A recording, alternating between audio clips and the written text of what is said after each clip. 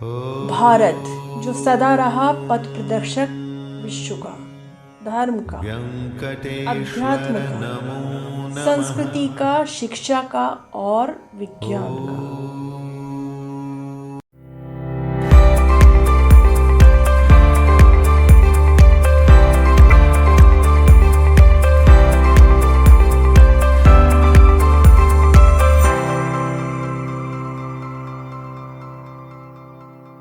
राम राम दोस्तों, आंध्र प्रदेश के चित्तूर जिले में स्थित तिरुपति बालाजी मंदिर भारत का सबसे अमीर मंदिर। लेकिन क्या आपको पता है, इस मंदिर में पूजे जाने वाले भगवान वेंकटेश असल में गरीब हैं और कर्ज तले दबे हुए हैं। यह मंदिर तो अमीर है, लेकिन यहाँ के भगवान हैं गरीब। आज के इस वीडियो में हम जानेंगे कि धन के आधार पर वर्तमान में विश्व में सबसे अधिक धनवान बालाजी इतने धनवान होने पर भी सभी देवताओं में कैसे गरीब हैं। इसलिए इस वीडियो को आप अंत तक बिल्कुल भी स्किप मत करना, और अगर आप चैनल के लिए नए हैं तो इसे सब्सक्राइब करना मत भूलिएगा। तो दोस्तों, आप सोच रहे होंगे कि जो भगवान सबकी मनोकामना पूरी करते हैं वह आखिर खुद कैसे गरीब हो सकते हैं। तो आइए आज परिक्रमा में हम आपको ले चलते हैं शेषनाग का प्रतीक मानी जाने वाली 7 चोटियों वाली तिरुमला पर्वत श्रृंखला में शेषांचल पर्वत पर स्थित भगवान तिरुपति बालाजी की उस कथा की ओर। लेकिन दोस्तों, आगे बढ़ने से पहले इस मंदिर के रहस्यों के बारे में जान लेते हैं, जिसके बारे में यहाँ कई बार वैज्ञानिक परीक्षण किए जा चुके हैं। जैसे बालाजी की मूर्ति के पास से समुद्र की लहरों की आवाज का आना, मंदिर का गर्भगृह ठंडा रहने के बावजूद बालाजी की मूर्ति का पिछला भाग हर समय हल्का गीला रहना, मंदिर में बिना घी डाले एक अखंड दिए का जलना, और पचाई कपूर जो किसी पत्थर पर लगाने पर पत्थर को चटका देता है, उसका सप्ताह में एक बार बालाजी की मूर्ति पर लेपन करने से मूर्ति का अप्रभावित रहना, यह कुछ ऐसे तथ्य हैं जिनका उत्तर अभी तक नहीं मिल सका है।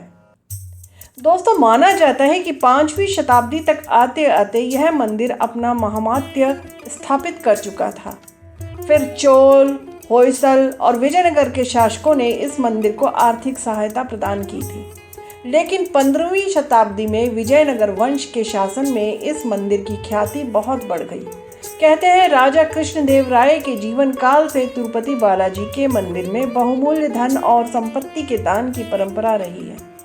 इसी क्रम में भक्त यहाँ केश दान भी करते हैं। 1843 से 1933 तक मंदिर का कार्यभार हाथीराम जी मठ के महंत जी ने संभाला था। मंदिर का प्रबंधन 1933 में मद्रास सरकार ने अपने हाथ में लिया और बाद में इसे स्वतंत्र समिति तिरुमाला तिरुपति को सौंप दिया था। इसके अलावा वैष्णव संप्रदाय को भी मंदिर की उत्पत्ति का स्रोत माना जाता है। कहा जाता है कि 11वीं शताब्दी में संत रामानुज जब तिरुमला पर्वत के 7वें शिखर पर चढ़ गए थे, तब उन्हें भगवान विष्णु के दर्शन हुए।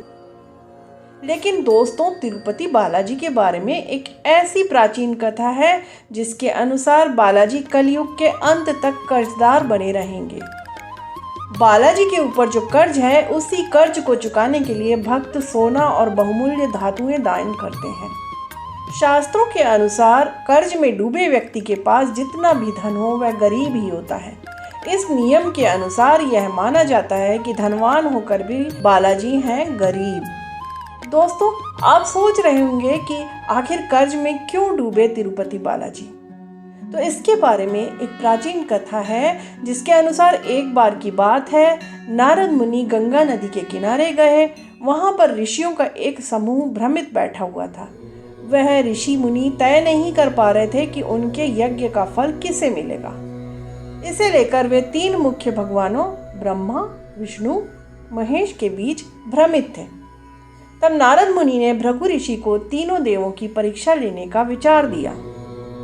ऋषि भृगु ने भी प्रत्येक भगवान के पास जाकर उनकी परीक्षा करने का निश्चय किया। वे सबसे पहले ब्रह्मा जी के पास गए, लेकिन उस समय ब्रह्मा जी वीणा की धुन में मग्न थे, इसलिए उन्होंने ऋषि भृगु की तरफ कोई ध्यान नहीं दिया। और इससे भृगु ऋषि क्रोधित हो गए और उन्होंने ब्रह्मा जी को श्राप दिया कि कोई उनकी पूजा नहीं करेगा। इसके बाद ऋषि भृगु कैलाश पहुंचे, जहां भगवान शंकर अपनी पत्नी पार्वती के साथ एकांत में वार्तालाप कर रहे थे। भृगु ऋषि के यूं अचानक आ जाने से भगवान शंकर क्रोधित हो गए और उन्होंने ऋषि भृगु को अपमानित कर दिया। ऋषि भृगु ने उनको भी श्राप दे दिया कि अब वे पृथ्वी पर लिंग स्वरूप ही पूजे जाएंगे। इसके बाद ऋषि भृगु बैकुंठ पधारे और शेषनाग की शैया पर योग निद्रा में लेटे हुए भगवान को देखकर उनका गुस्सा 7वें आसमान में पहुंच चुका था, इसलिए उन्होंने विष्णु जी की छाती पर अपना पैर मार दिया। फिर भी भगवान विष्णु ने तुरंत उनके चरण पकड़ लिए और पूछने लगे कि ऋषिवर पैर में चोट तो नहीं लगी। भगवान विष्णु के इतना कहते ही भृगु ने दोनों हाथ जोड़ लिए और कहने लगे कि प्रभु आप ही सबसे सहनशील भगवान हैं, इसलिए यज्ञ भाग के प्रमुख अधिकारी आप ही हैं। लेकिन देवी लक्ष्मी को भृगु ऋषि का यह व्यवहार पसंद नहीं आया और वे भगवान विष्णु से नाराज हो गईं। नाराजगी इस बात से हुई थी कि भगवान ने ऋषि को दंड क्यों नहीं दिया। इसी नाराजगी में देवी लक्ष्मी बैकुंठ छोड़कर चली गईं। भगवान विष्णु उनके जाने से श्रीहीन हो गए। उन्होंने लक्ष्मी जी को ढूंढना शुरू किया और उन्हें पता चला कि देवी ने पृथ्वी पर पद्मावती नाम की कन्या के रूप में जन्म लिया है। भगवान विष्णु ने अपना रूप बदला और पहुंच गए पद्मावती के पास। भगवान ने पद्मावती के सामने प्रस्ताव रखा और इसे देवी ने स्वीकार कर लिया। लेकिन अब प्रश्न सामने आया कि विवाह के लिए धन कहाँ से आएगा। तब समस्या का समाधान निकालने के लिए भगवान शिव और ब्रह्मा जी को साक्षी रखकर भगवान विष्णु जी ने कुबेर से धन कर्ज में लिया और इस कर्ज से भगवान विष्णु के वेंकटेश रूप और देवी लक्ष्मी के अंश रूप पद्मावती ने विवाह किया। कुबेर से कर्ज लेते समय भगवान ने वचन दिया कि कलयुग के अंत तक वह अपना सारा कर्ज चुका देंगे। कर्ज समाप्त होने तक वे सूद चुकाते रहेंगे। भगवान के कर्ज में डूबे होने की इस मान्यता के कारण बड़ी मात्रा में भक्त धन दौलत भेंट करते हैं ताकि भगवान कर्ज से मुक्त हो जाएं। दोस्तों, भक्तों से मिले इस दान की बदौलत आज तिरुपति मंदिर करीब 50,000 करोड़ की संपत्ति का मालिक बन चुका है। तो दोस्तों, इतने धनवान होकर भी गरीब हैं हमारे तिरुपति बालाजी।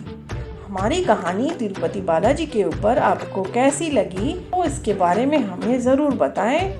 अपनी राय और सुझाव हमारे वीडियो के कमेंट सेक्शन में लिख सकते हैं और इसी तरह के वीडियो लाने के लिए हमें प्रोत्साहित कर सकते हैं। तो मिलती हूँ अगली बार ऐसे ही किसी वीडियो के साथ। तब तक के लिए नमस्कार।